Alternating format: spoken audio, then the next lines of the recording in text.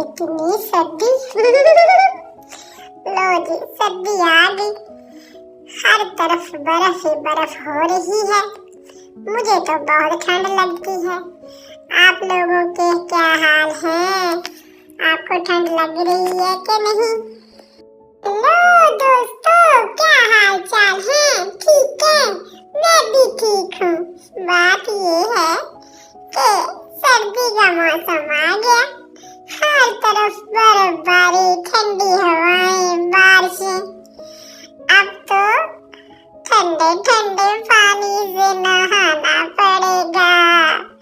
गाना आए या न आए, गाना पड़ेगा। गाना गाना गाना गाना। सब मौसम ही अच्छे होते हैं और उनको एंजॉय भी करना चाहिए। लिहाजा आप अपने आप को कवर रखना और गरम अंडे खाते रहना, चाय पीते रहना और सॉक्स और स्वेटर जैकेट्स पहन के रखना। ठीक है ना बच्चों? अपना ख्याल रखें, अपने लिए, अपने प्यारों के लिए। Bye bye.